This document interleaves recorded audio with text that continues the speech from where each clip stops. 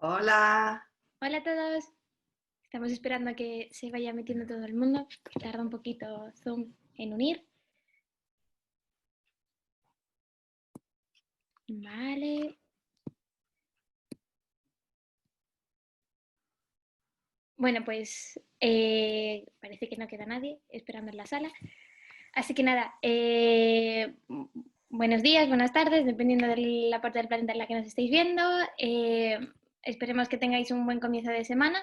Los lunes se hacen un poquito difíciles a veces, pero bueno, seguro que Lula nos lo hace mucho más ameno con sus dotes comunicativas.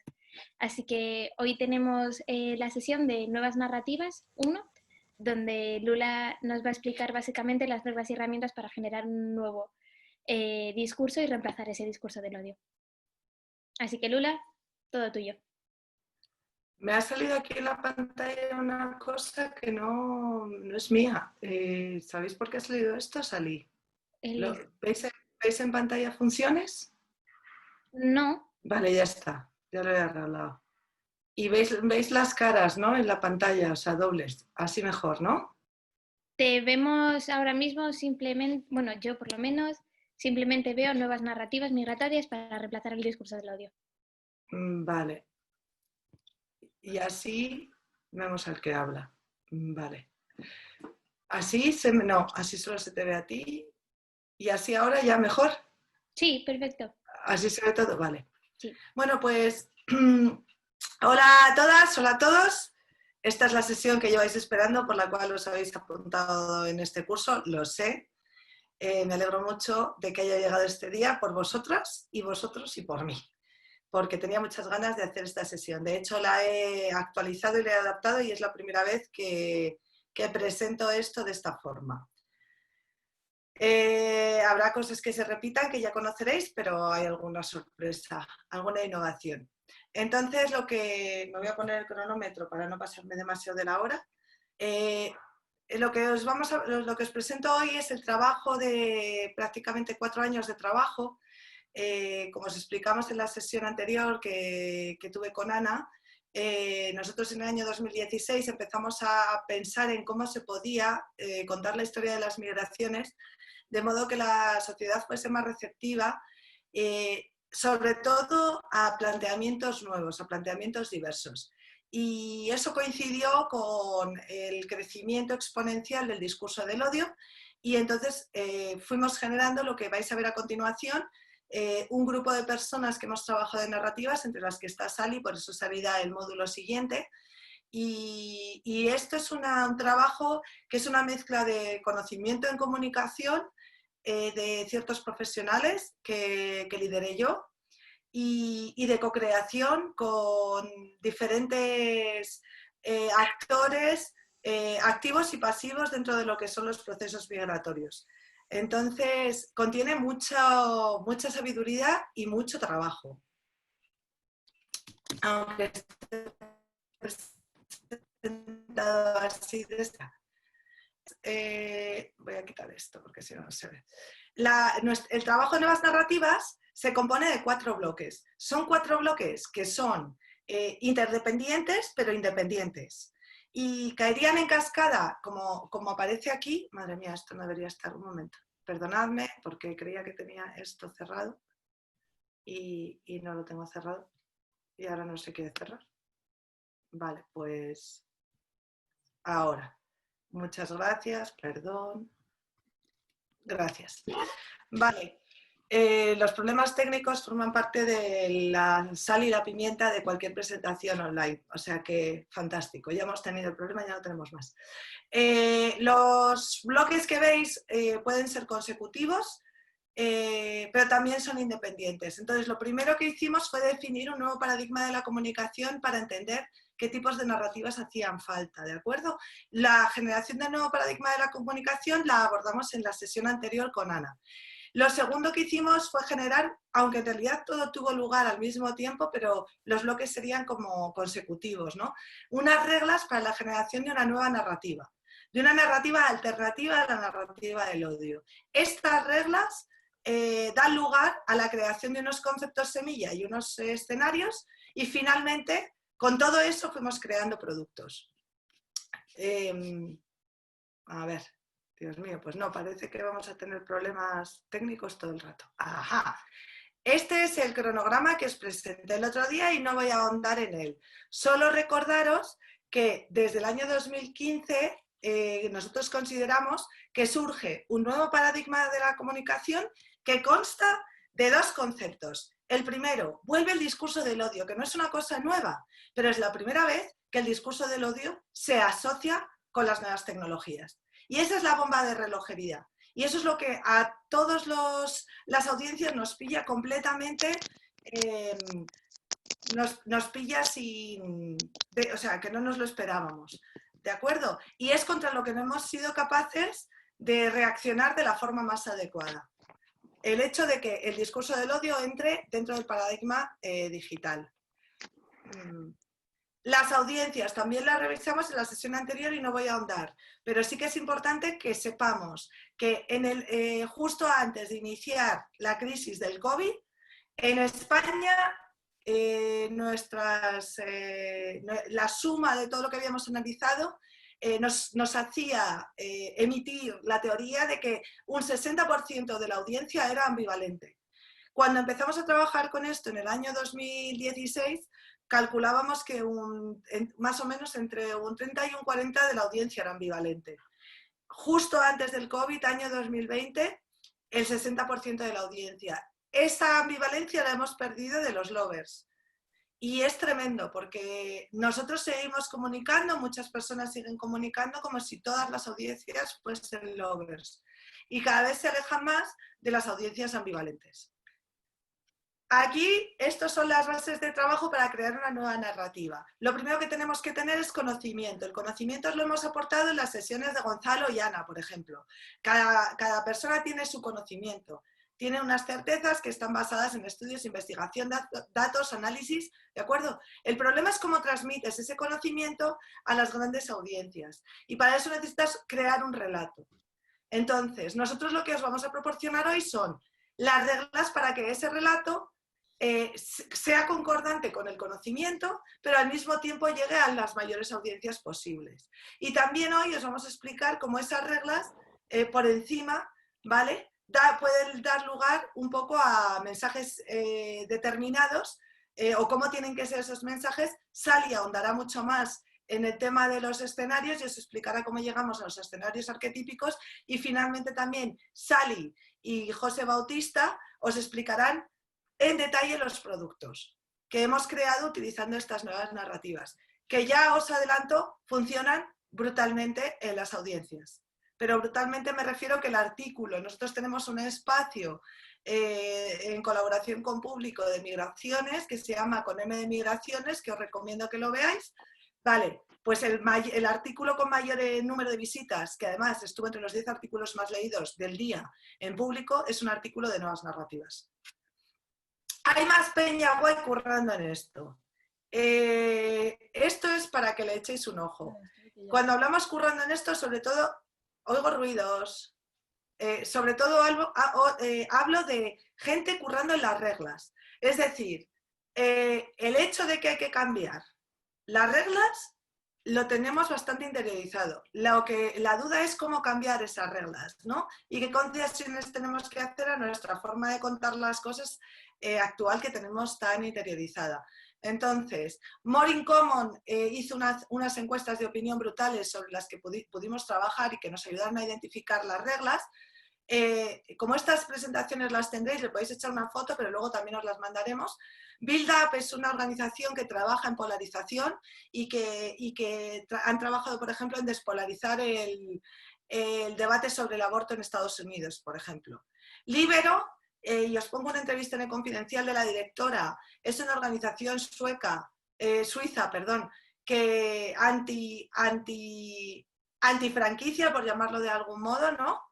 Y luego el Center for Global Development, no es el Center for Global Development, es el ODI, pero bueno, el Overseas Development Institute, he mezclado los dos, pero lo editaré para la presentación final, para la que os llegue. El ODI también ha trabajado en encuestas de percepción. Todo el trabajo que nosotros hacemos, en gran parte también se basa en el trabajo que han hecho estas organizaciones. Vale, reglas y herramientas. Este es el esquema de lo que os voy a contar ahora, ¿de acuerdo? Muy importante, hay 3 reglas y luego hay 4 herramientas. La primera regla, la más importante, es evitar los mensajes reactivos. Creo que es de lo que más he escrito en mis columnas últimamente, porque estamos en una especie de histeria colectiva de a ver quién la tiene más grande o más larga o a ver quién tiene más razón que los demás. Y eso evita las conversaciones enriquecedoras y además normalmente nos sitúa, y lo voy a decir entre comillas, a los buenos en el marco de los malos. Porque la franquicia antimigratoria, los mensajes antimigratorios son súper provocadores y te dan unas ganas de clamar al cielo, de enfadarte, y entonces inmediatamente ya estás metido en su esquema. Entonces, lo primero que vamos a hacer efectivamente entonces es crear nuestro nuevo marco, ¿de acuerdo? El primer marco que una persona proyecta en comunicación es el marco que se queda. Si yo empiezo diciendo, los inmigrantes no son malos para la economía, son buenos. La persona que recibe el mensaje se queda con la primera parte. Es decir, estamos repitiendo... Ay, no sé qué le pasa a mi ordenador, se está volviendo loco. Estamos repitiendo... ¿Otra vez? Dios mío, se me activa solo el Siri. ¿Lo habéis oído? ¡Qué horror! Pensábamos que se habían acabado los mensajes técnicos, pero parece que no. Bueno, perdón, no sé por qué se activa solo. ¡Oh! ¡Otra vez! Madre mía, perdonadme, esto nunca me había pasado. ¡Qué locura! No lo entiendo. ¿Tendré el ordenador bugueado? Bueno, pues sigo explicándoos otra vez.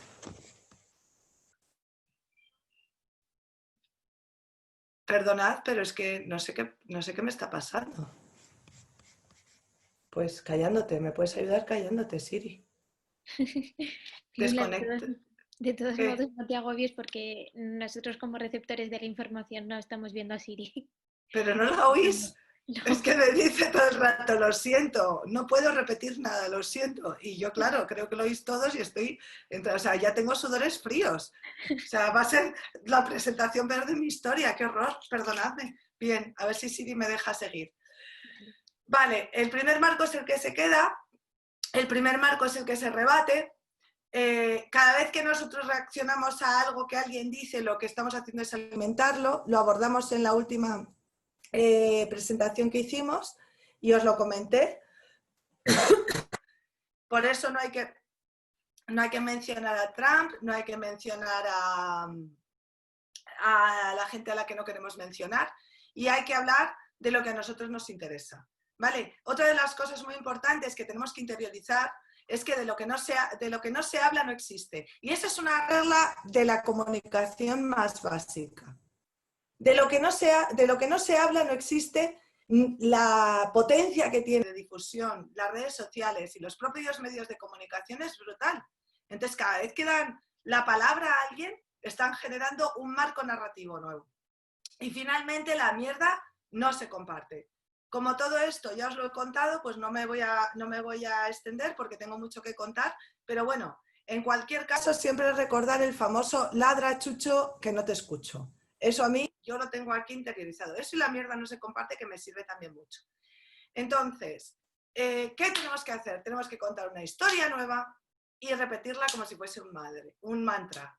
Y recordar, esto es una frase también para tatuarla en un brazo o pegarla en un post-it y mirarla todos los días. Repetition is the mother of learning. No hay ningún cambio de percepción social que no vaya con repetición, repetición, repetición, repetición. ¿Y es cansino? Sí, pero es indispensable. Las ideas entran a base de repetirlas.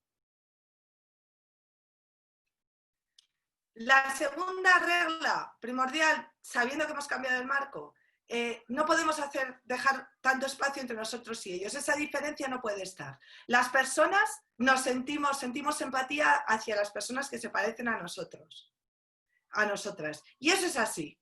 De hecho, dicen bueno, esto es una bobada, pero tiene una parte de reflexión, ¿no? Que los niños se suelen parecer mucho a los padres para eso.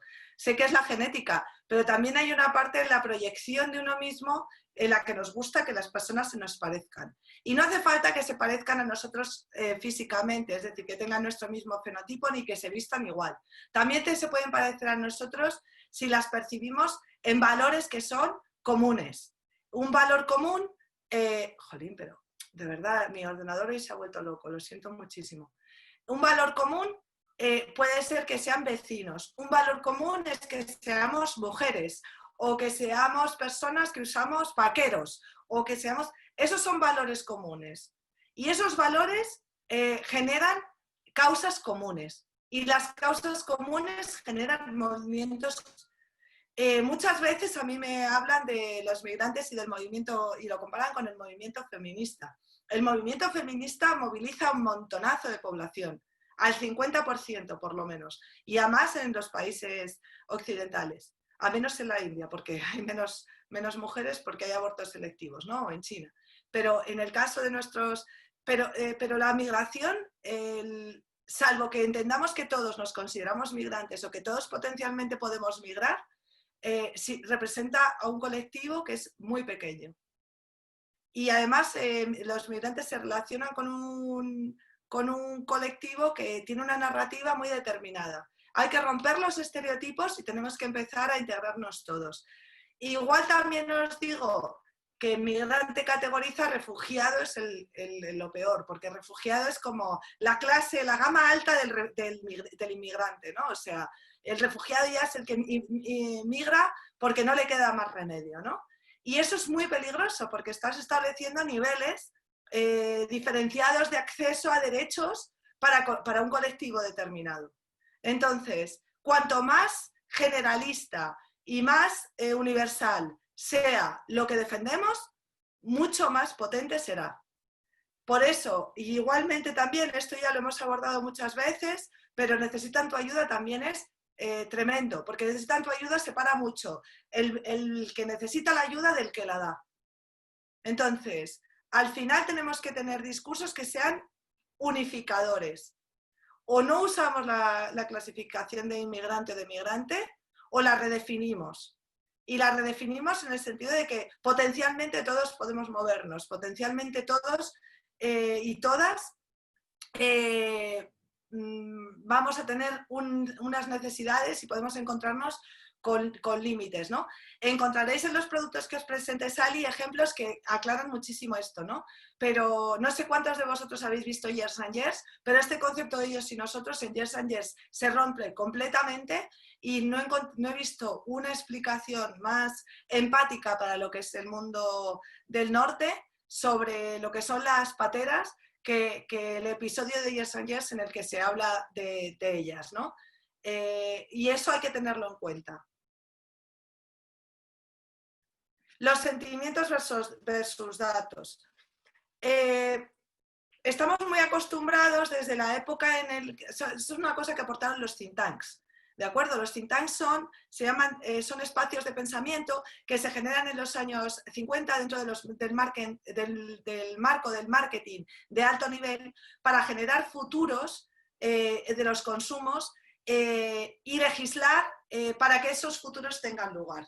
Lo genera la industria del automóvil en Detroit y entonces son realmente lo que hacen, lo que consiste es en vender con datos, vender pintado de ciencia, ¿no? Lo que ya es una decisión tomada, que es una decisión de mercado. Esto es más antiguo en realidad que la Tana, porque, por ejemplo, y esto lo contaba muy bien Violeta, una de las coautoras del informe de Nuevas Narrativas, ¿no? El racismo, una de las primeras expresiones que tiene es demostrar que primero existen otras razas y luego que esas razas son inferiores. Y esto es del siglo XVIII, ¿de acuerdo? Entonces, siempre hemos intentado justificar lo que queremos justificar con datos. Y estamos sumergidos en esa especie de histeria del dato. Y pasa, por ejemplo, ahora en el COVID, eso se ve muy bien porque no hay datos y los pocos que hay los explotamos y los comparamos como si se pudiesen comparar los datos de registro de España o de Suecia, cuando no sabemos cuántos tests se están haciendo en Suecia ni cuántos se están haciendo en España, y los datos que tenemos solo son sobre personas testadas, ¿no? Pero a nosotros eso nos fascina. ¿Cuántos muertos que son muertos testados, ¿no? ¿Cuántos vivos? ¿Cuántos? Y en realidad no se sabe nada. El dato al final acaba escondiendo un desconocimiento profundo, ¿no? Entonces, ¿qué pasa con el tema de las migraciones? Que los datos no se recuerdan. Luego, otro de los problemas, estamos en la época de la desinformación, los datos se niegan. Yo llamo efecto Ana Rosa Quintana porque tengo una anécdota muy chula de Ana Rosa en un programa donde una periodista le presenta una investigación que ha hecho sobre el presidente Mariano Rajoy de aquel momento, y entonces la periodista le presenta toda la investigación en la que demuestra pues, que Mariano Rajoy cobra un plus por desplazamiento por vivir en una ciudad que no es la suya, porque él en realidad tendría que vivir en Galicia, pero está en Madrid, y entonces ese plus lo cobra, ¿no? Y era pues una especie de un poco de escándalo, ¿no? Porque bueno, pues estaba viviendo en la Moncloa gratis. Y entonces Ana Rosa, cuando esta mujer, esta periodista, acaba su exposición, le dice, pues muchas gracias, pero yo no me lo creo. Entonces la periodista se queda pálida y dice, ¿cómo que no te lo crees? Llevamos investigando esto 3 semanas, hemos presentado todos los datos, y dice Rosa, sí, pero yo no me lo creo. Yo conozco muy bien al presidente, sé que es una persona íntegra y esto no me lo creo. Pasemos al siguiente tema. Entonces, en ese momento todos los datos que presenta la periodista ya no tienen sentido, porque Ana Rosa Quintana no se lo cree y por lo tanto toda su audiencia tampoco se lo cree. Entonces ese es otro problema que tenemos ahora mismo con los datos en la época de la desinformación, ¿no? Y luego otra cosa muy importante es que los datos no contrarrestan jamás la percepción. No la contrarrestan nunca. Los datos afianzan nuestras percepciones, pero si tú en tu barrio de repente has tenido llegada de gente extranjera y la notas muy fuerte, y yo te digo que en España no ha habido un incremento de entrada de extranjeros en el último mes o en el último año, tú dices, bueno, pues no habrá habido, pero en mi barrio han venido todos los que han entrado, están en mi barrio. Es decir, los datos son muy importantes para generar conocimiento, pero para transmitir conocimiento a grandes audiencias no valen, pero los sentimientos sí valen. Y las comparaciones sí valen. El número de menores de chavales extranjeros que han venido solos a España es equivalente a un cuarto de la entrada, a la mitad de la entrada de un estadio de fútbol, o a un cuarto de la entrada de un estadio de fútbol. Eso no se te olvida nunca. Si yo te digo que hay 10.000 chavales en esas circunstancias, pues a lo mejor sí se te olvida. Y otra de las cosas que también es importante, cuando hablamos de que no se usan los datos, estamos hablando de que no se usan los datos. Los datos se pueden usar en marketing de datos. Tú puedes usar datos muy importantes, como por ejemplo hace Oxfam en sus informes de 1% de la población mundial tiene la misma cantidad de riqueza que el resto de la población mundial. Pero es un dato. Un marketingizado por desarrollo de ese argumento viene con sentimientos y viene con ejemplos y viene con historias. Vale, con esto acabamos de repasar las 3 reglas, ¿vale? Y ahora vamos a pasar a las 4 consideraciones que nos van a ayudar a mejorar esa narrativa que se basa en esas 3 reglas. También os quiero decir que aquellas personas que estéis generando narrativas, no os asustéis, porque es muy difícil cambiar el marco mental. Y aquí, Sally, yo espero que mañana, cuando se explique los procesos de co-creación que tuvimos, no creo que haya nadie que se haya enfrentado a estas reglas por primera vez y que no haya pensado o que no sirven del todo o que no se pueden expresar porque entonces te dejas muchas cosas en el tintero, o siempre hay un debate alrededor de las reglas. Nosotros llevamos trabajando en ellas 4 años. Si queréis saber cómo hemos llegado a ellas, podéis leer el informe de nuevas narrativas, que lo tenéis en la web de Por Causa, en la portada.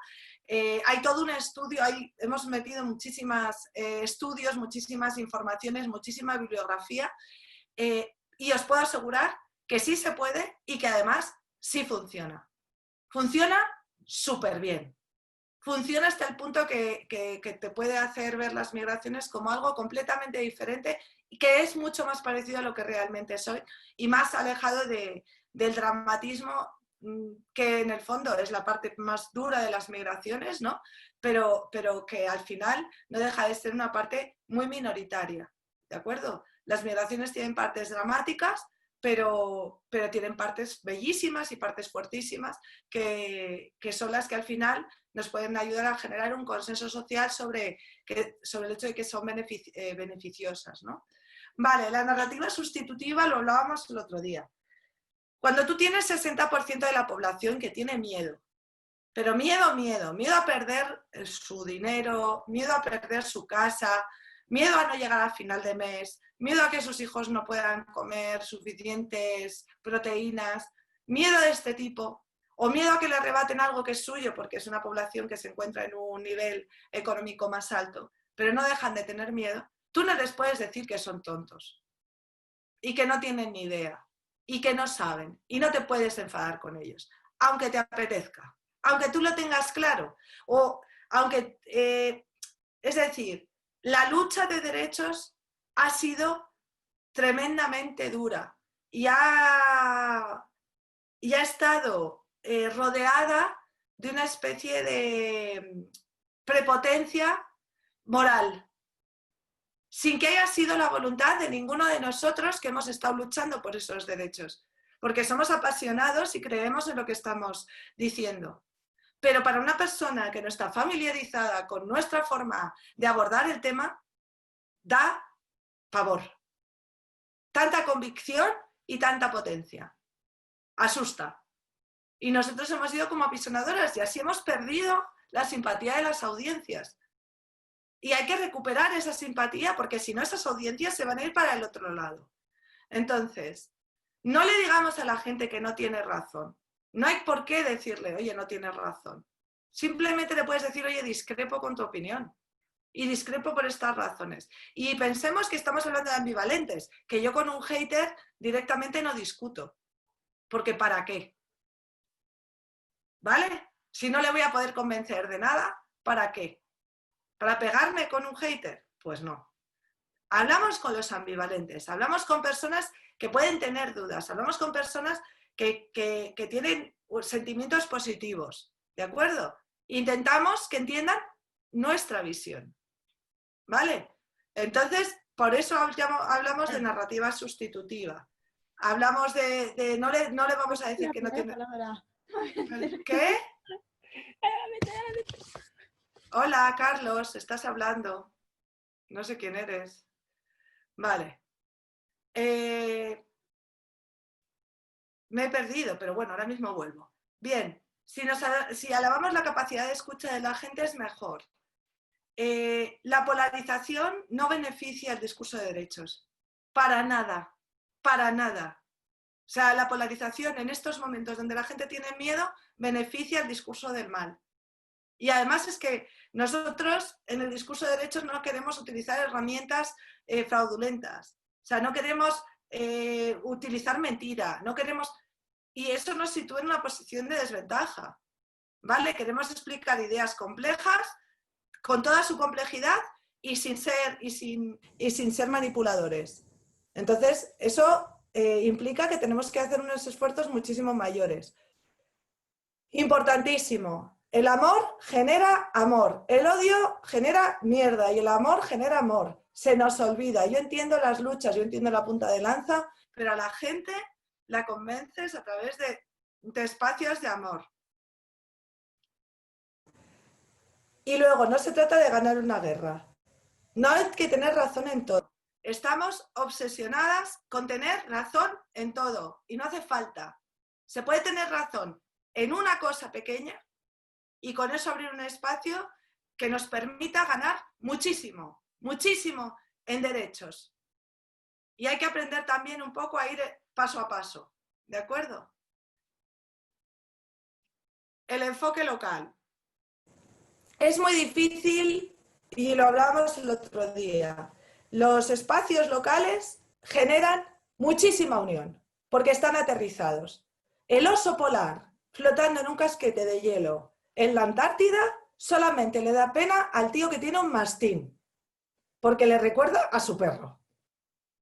Pero llega un momento en que uno se insensibiliza de ver al oso, porque nadie tiene un oso polar al lado. Es así.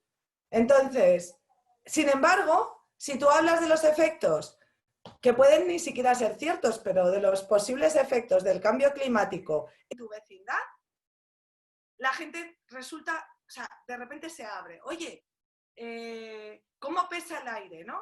No sé si vivís en ciudades grandes con mucha densidad de población. Nosotros, por ejemplo, yo vivo en Madrid.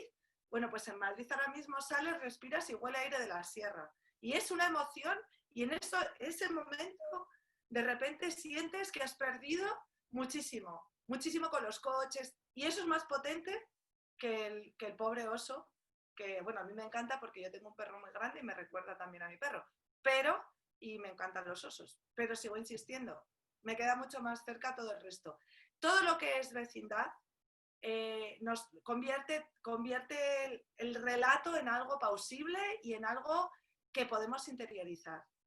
La cantidad de personas que pueden ser potencialmente racistas, menos con sus amigos, que son de otras etnias, es enorme, ¿no? Bueno, digamos que hasta Vox, que es un partido xenófobo al más no poder, tiene a gente de etnias muy variadas, ¿no? De fenotipos extremadamente variados que defienden su discurso. Sobre eso hemos escrito mucho en Coneme de Migraciones. Espero que mañana Sally os ponga algún ejemplo. Luego, otra de las cosas que es importante es que las acciones locales nos convierten en agentes de cambio. Necesitamos devolver a los ciudadanos la sensación de que pueden hacer algo por cambiar las cosas. Y eso se consigue en el entorno local. De verdad. Eso se consigue ayudando al vecino. O sea, tú haces una acción y ves la repercusión. Entonces hay que recuperar los espacios locales. Recordemos también que muchísimos de los cambios que hubo en derechos en España se consiguieron a través de ayuntamientos. Es decir, las redes locales son catalizadores del cambio, ¿de acuerdo? Lo local además es medible, es real y es abordable. Y repito,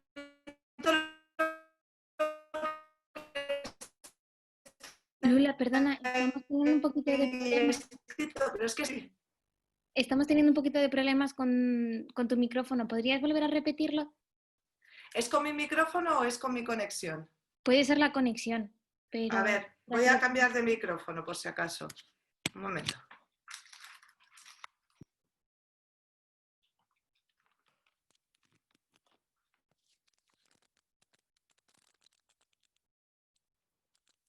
¿Qué tal ahora? Va bien. Vale, si veis que tenéis más problemas me decís. Vale, pues me he quitado mis cascos de youtuber y eso me hace sentirme un poco desnuda, pero bueno, no pasa nada. Como estáis viendo la presentación no me veis. Vale, luego el cara a cara mejora mucho la empatía y que nos lo digan ahora, ¿no? Que estamos aquí en este formato digital que es brutal porque llegas muy lejos, pero al mismo tiempo nos quita bastante, ¿no? El ver los gestos de las personas, la comunicación cara a cara es importantísima, ¿no?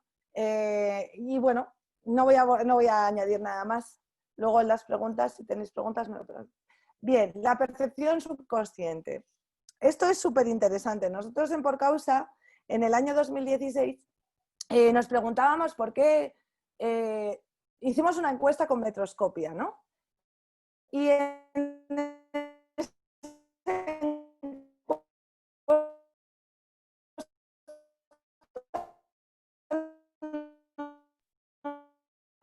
Lula, parece que el problema no es tu micrófono, sino la conexión.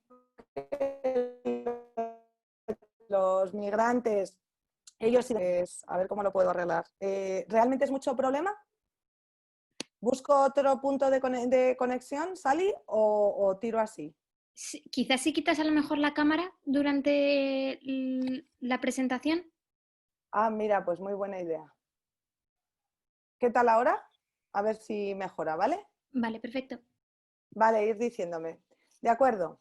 Bueno, pues lo que estaba diciendo es que en el año 2016 hicimos una encuesta y en España el 80 y pico, no lo recuerdo muy bien, el 88 me parece que era por ciento de la población, consideraba que bueno, las migraciones eran positivas, los inmigrantes eran gente fantástica, que los españoles siempre habíamos migrado también.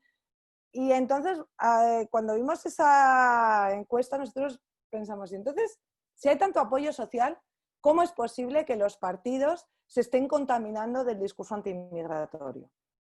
No tiene mucho sentido, es decir, algo hay que hace que expresando a la gente esta voluntad, ¿no? Porque al final tú en la encuesta respondes lo que tú quieres pensar, ¿no? Esta voluntad de integración, de positivismo con relación a las migraciones y demás, porque hay esa sensación de que las migraciones no son positivas. Entonces, entramos en contacto con una empresa que hacía neuromarketing, que se llama Disney. Toda esta información la podéis encontrar en nuestra web y el detalle del test que hicimos. Entonces, Disney nos ayudó a hacer lo que se llama un test de asociación implícita. Entonces, para que entendáis lo que es un test de asociación implícita, nosotros hay un montón de actos que hacemos sin ser conscientes. Se entiende muy bien con actos. Por ejemplo, cuando abrimos el pomo de una puerta no pensamos que estamos abriendo el pomo de una puerta, lo hacemos de forma automática. Eso es como una cantidad de información que tenemos almacenada en un espacio del cerebro menos activo, pero que es como automático, y eso nos libera espacio para hacer otras cosas, para pensar en términos reales en cosas que no son tan habituales. Vale, con el tema de las percepciones y de las opiniones pasa lo mismo.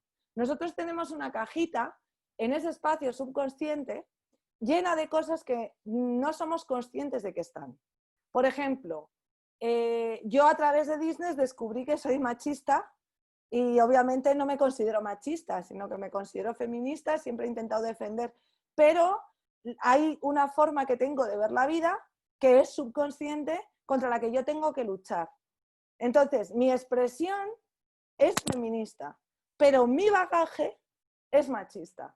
Vale, con el tema de las migraciones pasa lo mismo. Hicimos un IAT a un volumen de población suficientemente elevado, también lo hicimos en la oficina, y salió que en la misma proporción de personas que consideraban que la migración era súper positiva, también consideraban que la migración era un problema en su subconsciente.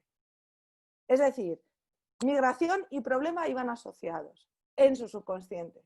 ¿Eso qué quiere decir? ¿Que ellos eran racistas? Pues no, igual que yo no soy machista. Mi subconsciente lo es, yo no lo soy. Yo no actúo como una persona machista, ¿vale? Pero si tú no sabes que tienes esa cajita y consideras que la migración es un problema, en momentos en los que vas corriendo, que vas rápido, que estás hiperestimulado, lo primero que va a salir va a ser tu barrera. Entonces, si el 88% de la población española considera que la migración, y eso era en aquel momento, estamos hablando del año 2016 o 2017, considera que la migración es un problema en su subconsciente, esa es una barrera que tenemos que atravesar. Y más cuando la gente consume información corriendo en el metro, yendo a hacer, o sea, la forma de consumir información siempre es en momentos de muchísima tensión informativa. Consumimos la información, nuestra capacidad de atención me parece que ahora mismo está en 6 segundos sobre contenido, que es una mierda. Entonces, ¿cómo todos los mensajes que nosotros hagamos, todas las narraciones que nosotros construyamos, tienen que tener en cuenta que esa barrera está ahí? ¿De acuerdo? Y la gente también, todos nosotros deberíamos y nosotras deberíamos saber que esa barrera está ahí. Os invito a que os hagáis el test y que os sorprendáis. Alguna persona muy popular de nuestra organización me vino a decir inmediatamente que el test no funcionaba, porque ¿cómo iba a considerar que la migración era un problema? Pero sí, las personas que trabajamos con migración nos puede pasar que nos salga, que nuestro subconsciente sitúe a la migración en el espacio del problema. ¿De acuerdo? Entonces, siempre recordemos que el subconsciente sea permeable a lo negativo y más resistente a lo positivo. Por lo tanto, todos los mensajes positivos que estamos intentando trasladar encontrarán barreras. ¿Vale? Y bueno, finalmente el efecto Coca-Cola, que es una cosa, es obvia, pero no lo es. Y sobre todo para aquellas personas que trabajáis en organizaciones, no lo es, porque nunca es una prioridad el expresar de una forma chula las ideas. Siempre es más, hay otras prioridades que vienen antes, ¿no? Y el problema es que una gran idea que no lleve el envase y el marketing adecuado se puede quedar en un rincón y nunca ser consumida. Y la Coca-Cola nos gusta mucho porque la Coca-Cola es un líquido asqueroso de color marrón, hiperazucarado, que si tú lo ves por primera vez pero da un asco tremendo, eso no ni te lo tomas. Y no hablo de la Coca-Cola, yo hablo, por ejemplo, de mi encuentro con la Inca Kola, que no sé si la conocéis, nuestros compañeros de América Latina la conocerán perfectamente. Yo la primera vez que vi la Inca Kola, que es de color amarillo fosforito, me pareció un horror y pensé, ¿quién se bebe esto? Y luego la probé y casi me muero. Vale, pues eso es lo mismo que le puede pasar a una persona que no ha visto Coca-Cola en su vida. Es que es incomprensible que tú tengas sed y que te apetezca una Coca-Cola. Bueno, pues eso sucede porque la Coca-Cola tiene el mejor marketing de la historia de los productos. El mejor. Y tú tienes sed y quieres tomarte una Coca-Cola que no te quita la sed ni para atrás. Menos mal que la alternativa a la Coca-Cola suele ser la cerveza bien fresquita con su espumita, ¿verdad? Y ahora aquí, en plena internamiento de la pandemia, más. ¿Quién nos sueña con una cervecita fresquita? Mejor que con una Coca-Cola. Pero bueno, entonces, utilicemos lo que se sabe, sepamos que las historias, o sea, la mona hay que vestirla de seda, lo siento muchísimo. La mona vestida de seda no se queda mona, es otra cosa, ¿de acuerdo? Las historias bonitas se consumen y se entienden mejor. Tenemos que facilitar el acceso a las historias a las grandes audiencias. Y con esto acabamos de terminar todo lo que son os recuerdo, 3 reglas, que son cambiar de marco narrativo, intentar quitar la separación entre ellos y nosotros, de ahí viene el concepto de todos somos migrantes o todas somos migrantes. El tercer punto, los datos no sirven para comunicar, ¿de acuerdo? Sí que sirven para comunicar los sentimientos, las cosas empáticas y los golpes de efecto que pueden venir disfrazados de dato. Y luego los 4 considerandos, que los repito de nuevo, la narrativa sustitutiva, esto no es una guerra, esto se trata, no hace falta tener razón en todo. El segundo punto es utilizar el entorno local, luego tener en cuenta cuál es la percepción subconsciente y finalmente adornar bien las historias. Y con esto ya podríamos pasar a hablar de cómo hicimos nosotros nuestros marcos y nuestros mensajes clave. Pero esa es la sesión que os dará Salini mañana. Entonces, yo os he preparado para esta sesión una pequeña adaptación de cómo serían las nuevas alternativas durante ahora el momento de COVID, ¿de acuerdo? Porque creo que os podría interesar y os puede hacer reflexionar. Entonces, ahora mismo nos encontramos ¿en dónde? Nos encontramos en un escenario donde la gente tiene mucha incertidumbre, donde los datos, por ejemplo, nos dan mucha seguridad, pero los datos no sirven para nada, ¿de acuerdo? Hay muerte y hay miedo y encima hay polarización. Hay debates extremadamente polarizados.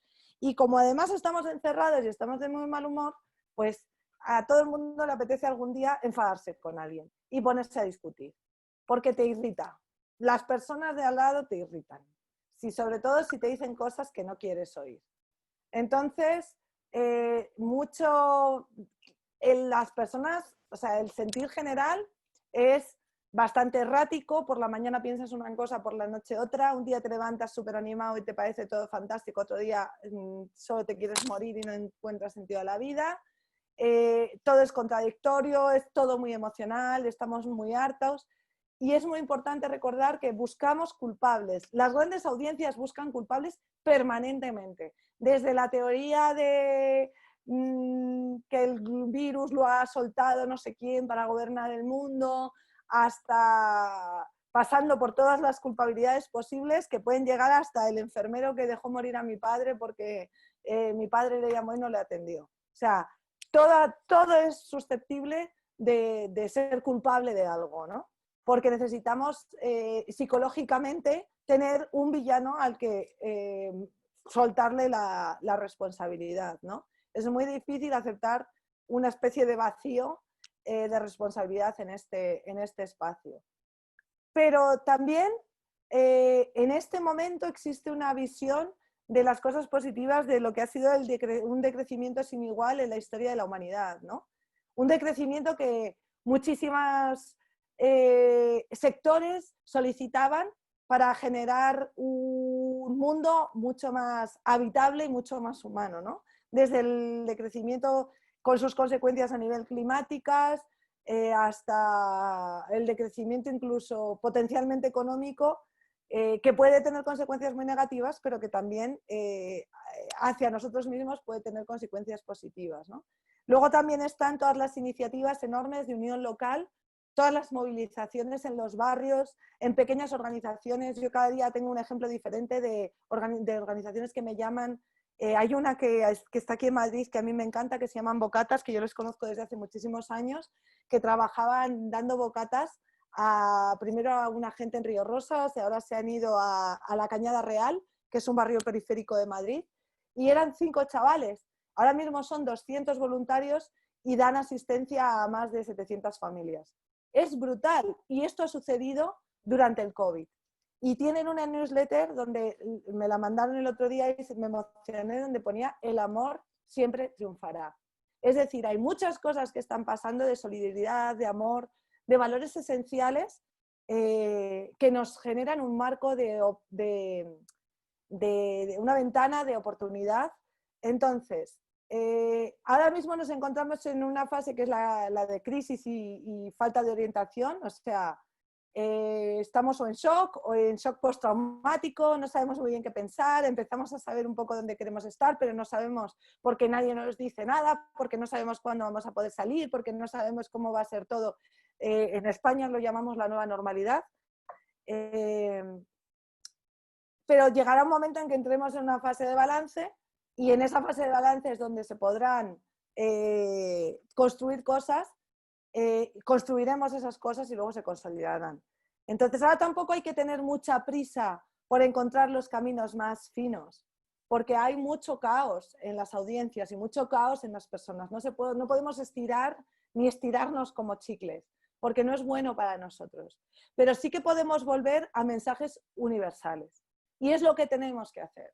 Tenemos que recuperar los mensajes de la solidaridad, de la unión, de lo natural, de lo que es natural y de la naturaleza, de la vecindad. Y si se puede, en un formato que yo denomino, no, es un formato que es de marketing también, que se llama Unique Selling Proposition. La Unique Selling Proposition es no intentar vender muchas cosas en un solo envoltorio. Cada cosa, un envoltorio. Y que lo que intentemos vender, cuando intentamos convencer a los demás de que existen opciones mucho mejores, sean opciones que tengan realmente un valor añadido en el mercado. Es decir, tenemos que encontrar aquellos puntos en los que existe un convencimiento universal. Y os voy a poner un ejemplo que las personas en España conoceréis mejor, nuestras amigas que están en América Latina un poquito, quizás estáis un poco más desenganchadas.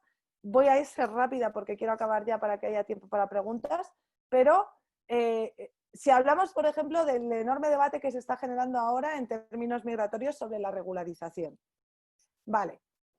La regularización, lo que está sucediendo en Europa ahora mismo, y hago esta actualización para aquellas personas que no sean europeas, es que en Europa se han iniciado en ciertos países procesos de regularización por razones, principalmente porque estamos en la crisis y porque los países tenían suficiente apoyo de la población para hacer esos procesos de regularización que permiten, pues, entre otras cosas, aflorar el dinero en B, cuestiones sanitarias universales y obviamente lo que es la cuestión principal para nosotros y para nosotras, que son los derechos humanos, ¿no? O sea, yo desde luego creo que todo el mundo debería tener los mismos derechos. Ahora, ¿qué pasa? Volvemos a lo mismo. El ambivalente, a lo mejor ese argumento no para él no es suficientemente sólido. Entonces, todos los defensores están muy centrados ahora mismo en solicitar la regularización por derechos humanos, pero los ambivalentes, la regularización por derechos humanos, no la van a interiorizar, porque si la interiorizaran estarían siguiendo todas nuestras campañas de derechos humanos. queremos meter demasiado en el mismo paquete. Demasiado. Queremos hablar de derechos humanos y además de la regularización. Nuestra opinión es que hay que separarlo. Hay que hablar de derechos humanos siempre, no dar ni un paso atrás en los derechos adquiridos y seguir luchando porque los derechos que tenemos cada vez sean mejores y más humanos para todas y todos, pero si queremos conseguir un proceso de regularización, a lo mejor no siquiera tenemos que promoverlo los defensores, es que a lo mejor lo tiene que promover el centro y la derecha, por razones económicas o por razones de salud.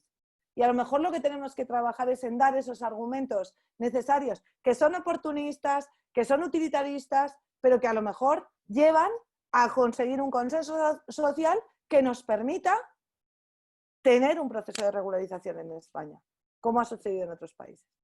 Y con esto doy por terminada mi presentación, que espero que os haya gustado y que os haya ayudado y que os haya hecho pensar, y entenderé que muchas de las cosas que he dicho os generen dudas y debates, y bueno, aquí estoy dispuesta a responder a todas vuestras preguntas.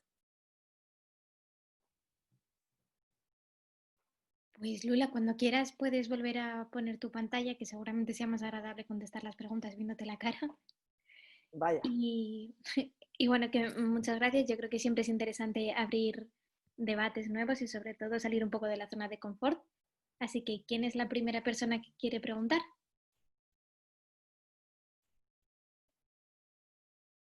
Porque estoy segura que os han suscitado dudas. A mí, por lo menos, cuando la primera vez que Lola me lo explicó, no paraba de preguntarle en plan de, pero esto es así, esto es así. Así que... No tenéis miedo, ¿eh? Así me gusta. Vale, pues Alejandro, si empiezas tú y después ya le siguen todas las preguntas que habéis escrito. Salini, muchas gracias. Lula, muchísimas gracias por tu exposición. Estamos desde un colectivo de Guadalajara, al lado de Madrid, estamos intentando desarrollar una campaña para que la ciudadanía colabore con una ONG que desarrolla su acción en Belgrado, con personas refugiadas que están viviendo en los bosques. Entonces, desde la perspectiva que nos hablabas de acercarlo a lo local, del cual ya creía que me habías respondido la pregunta, a ver si me puedes dar como una píldora de marketing social para poder favorecer esa colaboración, por favor. Gracias. Bueno, me gustaría ser capaz de responder todo este tipo de preguntas así. Yo no soy experta en marketing. Depende mucho de lo que necesitéis, pero si yo tuviese que hacer una campaña para ayudar a la gente que está en Belgrado, haría una campaña casi de puerta a puerta. No veo hacer una campaña de este tipo que no sea... no tengo la menor duda de que tendréis clarísimo por qué creéis que esa es la ayuda necesaria ahora y que tendréis historias impresionantes y maravillosas. Si sois valientes y os apetece contar vuestra historia, tenéis nuestro espacio en público para mandar algún artículo contando, porque seguro que son historias fascinantes, entonces no dudéis en intentar también difundirlas en espacios de consumo grandes, ¿no? Como pueden ser los medios. Pero para conseguir financiación para una cosa en Belgrado tan específica, eso se lo tienes que contar a la gente casi directamente, ¿no? Entonces, si no se lo puedes contar directamente, pues utiliza vídeos, utiliza sistemas que te permitan estar cerca de la gente, desde pues, incluso hacer una pequeña conferencia para grupos a través de una plataforma como esta. Todo lo que te permita acercarte a las personas para contarles por qué tú crees que es importante y que sea lo más cercano a nuestro día a día, ¿no? Porque al final, pues bueno, no sé, no te he respondido muy concretamente, pero es muy difícil. Pues muchas gracias, Alejandro, por tu pregunta. La siguiente persona es Diego. Hola, sí, Lucila. Nada, en primer lugar, muchísimas gracias por tu exposición, me ha gustado mucho. A mí, nada, una cosilla que quería preguntarte. Claro, lo último que decías que me ha llamado mucho la atención, ¿no? si tenemos que tirar del discurso utilitarista porque puede ser más efectivo, pues tiramos, ¿no? En este ejemplo específico, ¿no? Muchas veces es complicado, ¿no? En este mundo en el que trabajamos, creo que casi todas, el huir del discurso de derechos humanos, ¿no? O el discurso de derechos. Siempre hay resistencia, ¿no? Incluso dentro de nuestras propias organizaciones de no vamos a caer en este discurso utilitarista, ¿no? No vamos a mencionar que va a haber cotizaciones nuevas a la seguridad social si regularizamos, ¿no? No hay que ir por el discurso de derechos, ¿no? Es difícil huir y también creo que es difícil huir de las cifras y de los grandes y de los datos, ¿no? Un poco todo, cada cosa que me decías que está mal, yo siento que nos cuesta mucho también huir de ello, ¿no? Porque es parte de nuestro discurso, por un lado, y por otro también, si pasamos de datos a historias, muchas veces contar con historias o con cosas con las que nuestro público objetivo se siente identificado, en la práctica a veces es muy complicado, ¿no? A ver, es que el tema es cuál es tu público objetivo, Diego, porque yo creo que el mayor problema de las organizaciones es que nos hemos olvidado de cuál es el público objetivo, porque tu público objetivo, ¿cuál es? ¿El que ya te ha votado? ¿El que ya te va a dar dinero? ¿El que te va a aplaudir? Yo recuerdo, o sea, a mí las campañas, recuerdo una campaña de CEAR que es que me parecía preciosa, maravillosa, fascinante, pero me di cuenta de que esos era yo y mis amigos, o sea, todo mi círculo de Twitter. Pero una persona ambivalente no la iba a entender, porque el recorrido que tiene que pasar un ambivalente hasta llegar a mi nivel de convencimiento y de certezas es muy grande. Entonces tú, al final, ¿con quién estás hablando? ¿A quién quieres convencer de qué? Claro, porque a mí me parecería espantoso que las organizaciones de derechos humanos en España no estuviesen de acuerdo con que hace falta una regularización inmediata ya. Me parecería horrible. Es que no necesito que me digan que les parece bien. Es que si me dicen que les parece mal, vamos, me muero. Esa gente ya está convencida. Entonces, ¿qué es lo que nos queda? ¿Qué escollo tenemos que superar? Con esto, ¿qué quiero decir? Yo entiendo que nos cuesta salir de nuestra zona de confort. A nosotros a veces nos caen chuzos de punta por cosas que decimos. Incluso a veces oyes hablar a Gonzalo y da la sensación de que le falta como una perspectiva más humana. No es verdad. O sea, yo soy una convencida. Yo dedico mi vida a esto. A esto. O sea, esto es mi vida. Todo. Trabajar para que todos y todas nos podamos en el mundo con libertad. Pero si yo sigo dirigiéndome a la gente que piensa como yo, no gano nada, es que no avanzo ni un centímetro. Necesito trabajar con la gente que no entiende por qué yo pienso esto y encontrar por qué no lo entienden y sobre todo generar unas narrativas que les abran el espacio. Dicho lo cual, te diré, vuelvo a insistir, todo lo que hemos producido de nuevas narrativas, que mañana lo veréis, porque os lo va a presentar Sally, funciona 3.000 millones de veces mejor que las historias de vida arquetípicas, típicas de siempre, que los reportajes sobre cómo fulano cruzó por donde mengano no sé cuánto. Y estamos hablando de lo mismo y estamos trabajando en ejes sobre naturalización de la migración. Lo que pasa es que lo hacemos desde unas perspectivas diferentes. Entonces, claro que es difícil romper el marco narrativo cuando llevas narrando y encima te has funcionado, que ese es otro problema. Porque cuando nosotros empezamos a hablar de esto hace 4 años, nos miraban como si estuviésemos locos. Ya han pasado 4 años, ya tenemos al demonio metido en el Congreso y todo el mundo está diciendo, Dios mío, ¿cómo ha sucedido esto? Es que no queda otro remedio. O cambiamos los enfoques o empezamos a darnos cuenta de que no tenemos, ni tenemos la razón absoluta. Podemos tener la verdad absoluta, porque yo creo que es que no se puede dar un paso atrás en los derechos, insisto, ¿de acuerdo? Pero luego las razones son múltiples y somos sociedades diversas. Y si no tenemos cuidado, vamos a acabar solos y no puede ser. Pero no puede ser no por nosotros, sino por toda la gente también que nos rodea, que tiene menos capacidad de expresión y menos recursos. No sé, ese es aquí mi... Espero haber resuelto un poco tu... Pero es una lucha interna, ¿eh? Y sí se puede. Pues muchas gracias, Diego, y muchas gracias, Lola, por la respuesta. La siguiente persona es Leticia. Leticia U. Hola. Hola, ¿qué tal? Hola. Buenas tardes. Muchas gracias por la charla, Lula. La verdad que me ha encantado. Me ha gustado además muchísimo cómo has hablado del tema del racismo sutil y de la neurociencia, ¿no? Y de cómo se problematiza mucho la migración en nuestros discursos. Bueno, yo voy a ir un poco a una pregunta así un poco práctica también. Yo trabajo desde hace unos años en un proyecto de convivencia en Pamplona, en un barrio donde hay mucha población migrante, sobre todo porque es un barrio donde llegan las personas habitualmente, donde la gente llega ya a vivir y bueno, es habitual que luego se muden a otros lugares. Sí que nosotros trabajamos la convivencia vecinal desde los espacios improbables y todo lo que decías, que también hablabas en una sesión anterior, la semana pasada, sobre que el vecino es quien cuida, ¿no? Y el que convence, todo eso lo vemos a diario.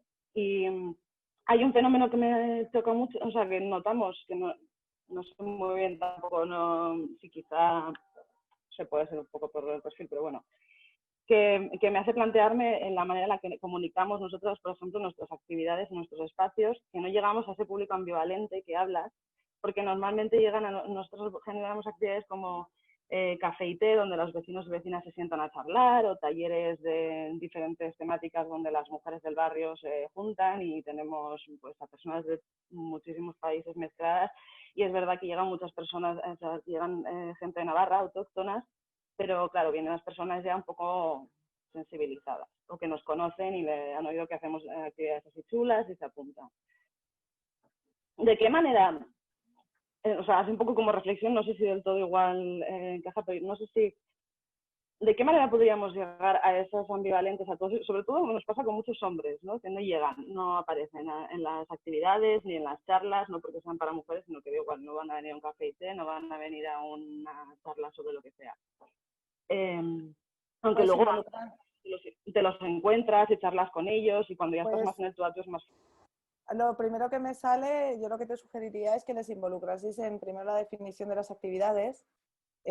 Las personas cuando se involucran en hacer algo cobra un sentido que no tiene si tú se lo haces a ellos.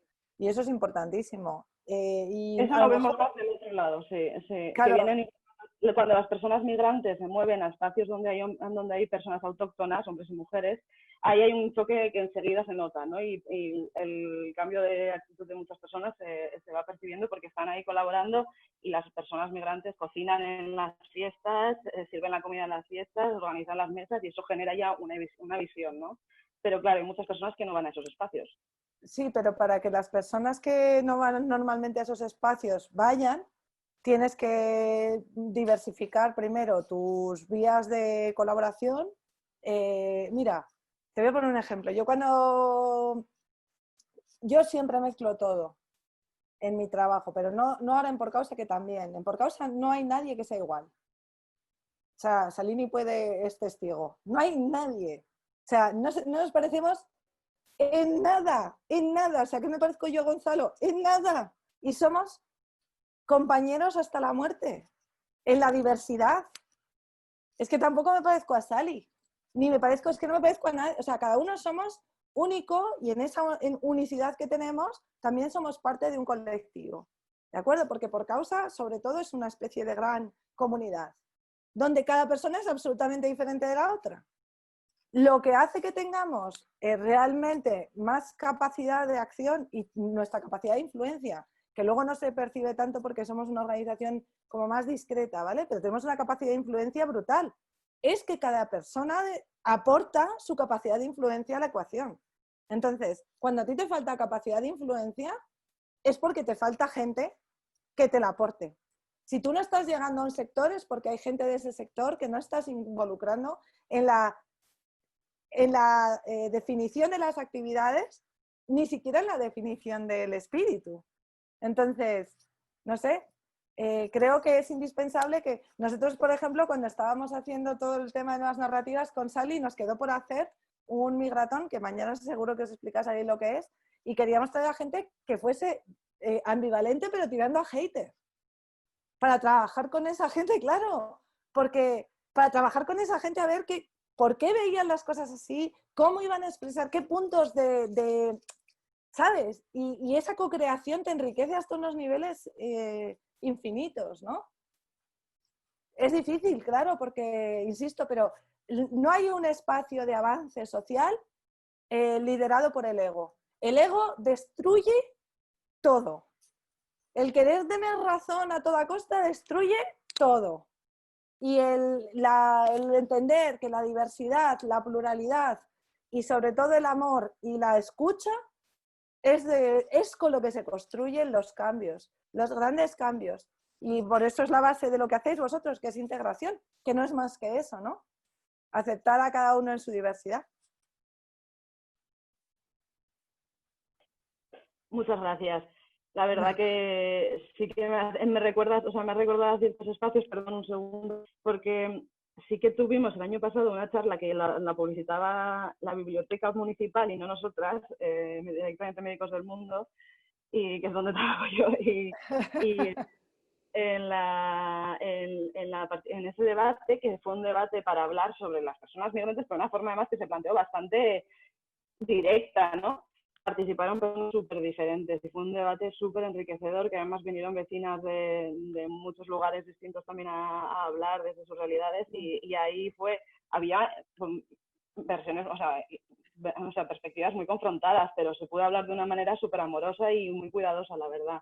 Las organizaciones tienen una obsesión por que aparezca el logo, porque aparezca el nombre y eso es destructivo, de verdad, ¿eh? Yo entiendo que es necesario porque nos pasa a nosotros con el tema de nuestra visibilidad. Nosotros participamos en muchas más actividades de las que publicitamos y ayudamos a muchísimas organizaciones.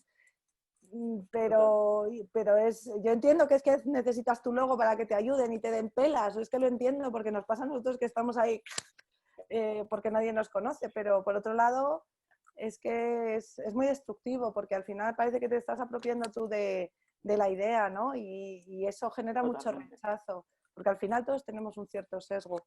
Vale, más preguntas. Me he perdido los aplausos. Esto solo lo hago por gente como vosotras, que lo sepáis. Pues la siguiente es Ana del Migration Hub. Hola Lucila, pues bueno, vas a tener que hacer, no sé, como una consulta uno a uno y aquí tenemos que pagarte porque ya seguimos. Bueno, dos preguntas muy puntuales. Uno, básicamente, la otra vez te pregunté sobre el tema del TikTok. Estoy muy interesada en saber qué opinas, qué opinas sobre el tema de la nueva narrativa que está construyendo TikTok. Y la segunda, viene de una perspectiva un poco más de migrante. Acá, bueno, yo estoy basada en Alemania, hice mi organización acá en Alemania, ha sido bastante exitosa en tan corto tiempo y yo me he logrado con mi narrativa unirme muy bien con los migrantes, ya sea de estatus de refugiados, quien sea, se refleja mucho con mi historia y se refleja mucho con Migration Hub, la organización, porque fue fundada por una migrante. Entonces, esa parte está bien. Además, ahora está lucro porque empresas grandes me buscan, porque si no es conmigo, los migrantes no se apuntan a ni empleo ni muchas cosas. Entonces, todo bien. Pero el problema que tengo, y es algo que he venido identificando, es que como soy migrante y tengo una voz muy alta en medios de comunicación, etcétera, etcétera, los locales no tienen forma en cómo quererme. Y no es que quiero que me quieran, pero no quiero afectar obviamente con esto ¿cómo se llama? El discurso, ¿no? Porque también, vamos a ver, yo estudio Derechos Humanos y hablo mucho sobre el tema, entonces hablo mucho sobre las dificultades que migrantes tenemos en Alemania. Pero los locales es algo impresionante, o sea, es un no rotundo porque soy migrante, porque mi alemán es horrible, porque, bueno, todo lo que pueden imaginarse. Y pues tengo un amigo que me ayudó, bueno, una persona que me ayudó mucho, tal vez no un amigo, pero una persona que me aconsejó muchísimo, es un artista muy reconocido, él se llama Ai Weiwei. Y al final él se tuvo que ir de Berlín, se fue de Berlín para Londres porque ya no aguantó esta situación, la misma situación. Entonces, él ahora que se fue, los de comunicación publicaron que se fue y lo trataron súper mal y lo trataron como muy mal agradecido. Y al final siento que todo lo que hizo Ai Weiwei desde Berlín y con todos sus documentales y todo lo que logró hacer, siento que el mensaje no caló. Entonces me he preguntado mucho cómo hacer si desde el punto de vista de nosotros los migrantes nunca vamos a tener una misma voz que un local en países como en Alemania, o cómo enfrentar esa parte, ¿no? Si yo le tengo que dar la vocería a un alemán, o no sé. O sea, he pensado en muchas formas, pero ha sido muy difícil. Bueno, si a Ai Weiwei no le funcionó, imagínense en alguien como yo, o como tantos otros migrantes, ¿no? Bueno, voy a responderte a varias. Primero al tema de las cercanías y demás. Yo, cuando un espacio se te resiste, a ver, nadie es... la belleza es relativa. Lo que a uno le parece muy bonito, a otro le puede parecer muy feo. La mujer más bella de China, a lo mejor aquí la consideramos una defesio y viceversa, ¿no?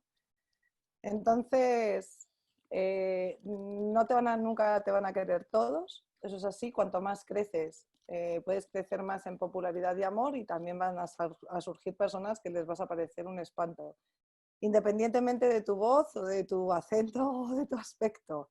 La popularidad siempre lleva las dos cargas, no está exenta de crítica, ¿no? Y yo por eso creo muchísimo en equipos pluridisciplinares muy diversos que son capaces de abordar diferentes espacios de audiencia y que son capaces de relacionarse con diferentes, del modo más adecuado con diferentes... Porque al final el conocimiento, nosotros, a ver, todo depende, insisto, esto es una cuestión también de ego. O sea, yo nunca voy a llegar al público al que llega Gonzalo, en el que él es muy popular, porque no me ajusto al canon.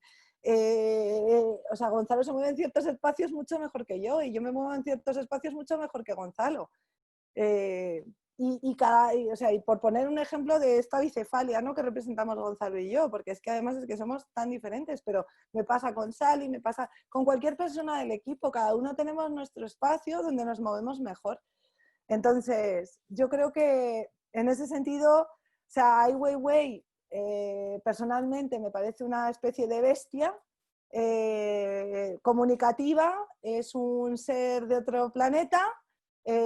Nosotros hicimos la presentación de su documental aquí en España y salió todo el mundo revuelto. Hubo gente a la que no le gustó nada, hubo gente a la que le cambió la vida. Y eso es en realidad lo que él tiene que aportar. Si luego de repente resulta que en su comunidad pues les cae mal porque él también tiene sus necesidades de reconocimiento y no se las encuentra, pues bueno, eso es un tema, pero eso ya es un tema que me parece absolutamente complicado. Luego, sobre la integración de las diferentes...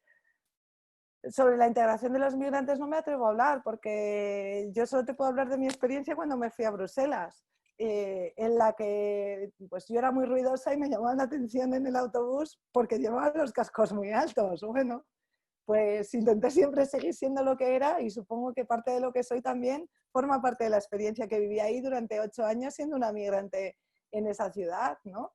No lo sé, pero estoy segura de que hay experiencias migrantes que te pueden aportar mucho más que yo para eso. Pero yo personalmente, a nivel de organización, si tú crees en lo que estás haciendo, te recomiendo que diversifiques las personas con las que trabajas, ¿no?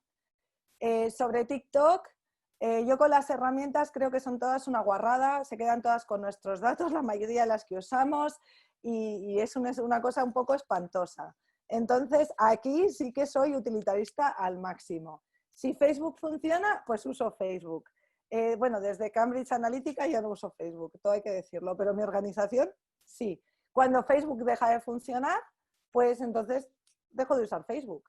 Es que no le tengo ningún tipo de cariño y no voy a ponerme a TikTok porque son unos subnormales que ahora están buscando cánones de belleza. Si considero que TikTok me deja llegar a un cierto tipo de público con un mensaje mío no adulterado, que lo voy a producir yo como a mí me parezca, vamos, que voy a usar la herramienta, así te lo digo. La primera, voy a hacer vídeos de 50 segundos con todo el equipo bailando el cha-cha-cha, si eso ayuda a hacer pasar el mensaje que yo necesito.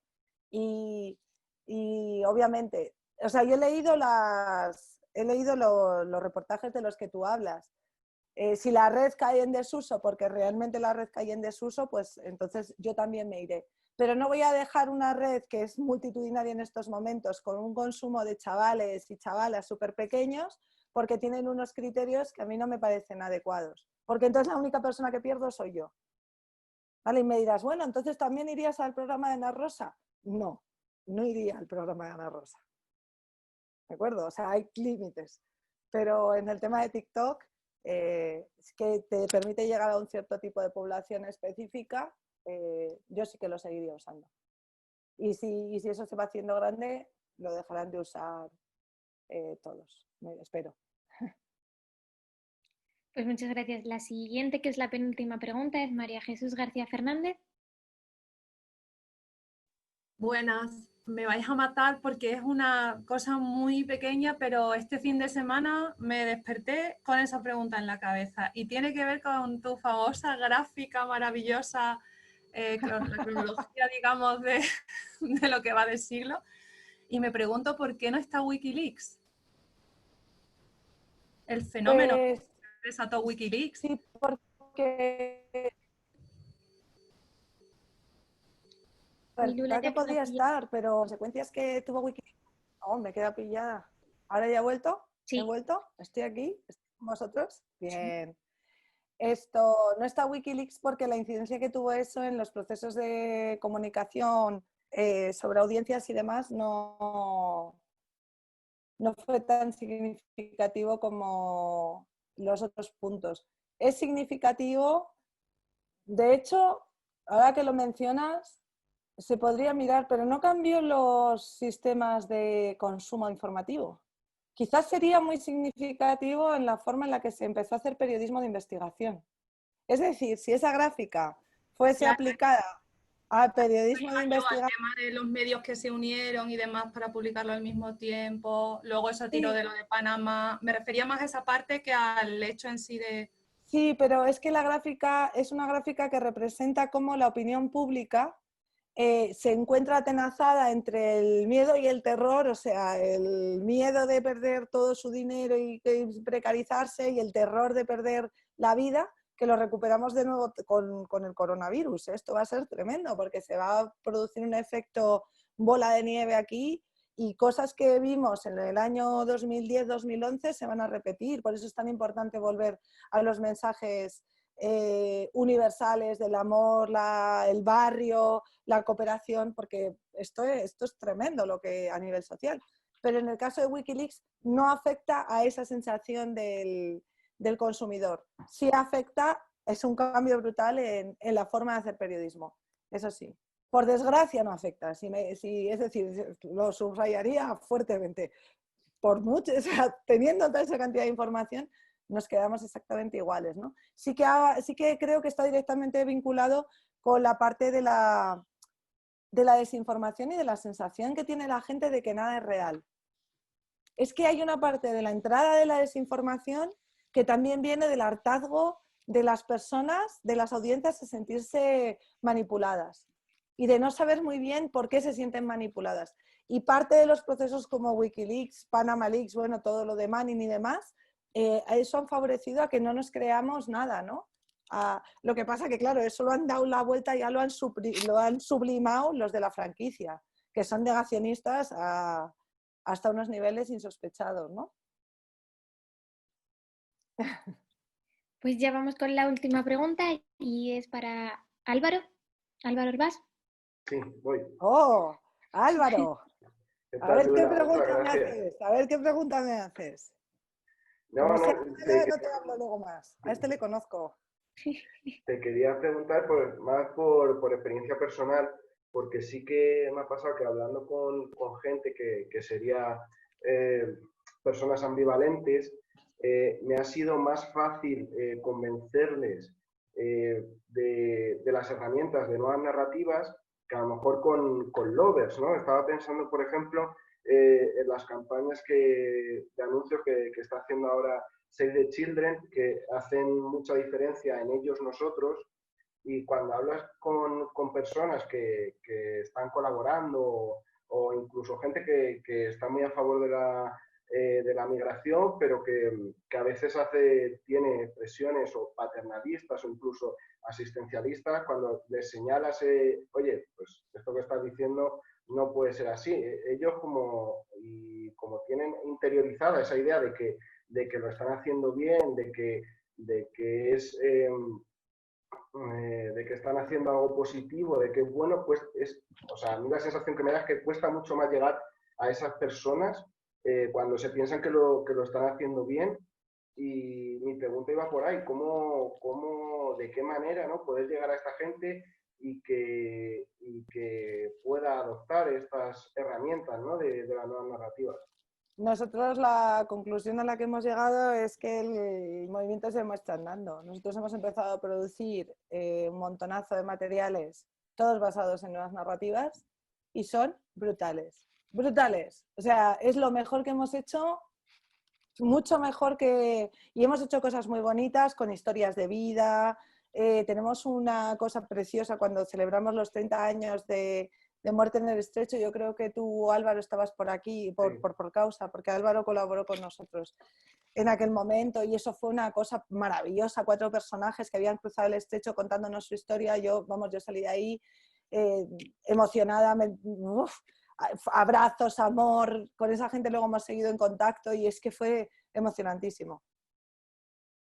Pero la realidad es que lo que más ha funcionado al final es Life Begins with Migration con un óvulo y un espermatozoide. Y eso funciona muchísimo mejor y funciona en todo el mundo. Y a mí me han parado por Bruselas porque yo llevaba la camiseta y me han dicho, conozco este dibujo. Es de una gente en España, esto es de España. Entonces, las nuevas narrativas funcionan muy bien, pero tienes que quitarte 70 capas de ego, 200 capas de orgullo y bajar un poco al plano de lo terrenal. Y eso es muy difícil, y yo lo entiendo. Y además es que también, te digo, en el caso de una organización como Save the Children vive de generar sentimientos en los lovers de ayuda, ¿cómo decirlo? O sea, esa situación de yo tengo el poder de ayudarte a ti, eso, que es un tema muy complicado, funciona muy bien a corto plazo para el tema de los fondos. Luego no es una narrativa sólida. ¿Por qué? Porque esa persona que hoy te quiere ayudar a ti, como no tiene una convicción, mañana tienes cualquier problema y ya no te quiere ayudar. Y si no, que se lo digan a Oxfam Intermón, que perdió casi el 40% de su base social así. Claro, si tú no generas una base social potente y convencida, si tienes una crisis la pierdes.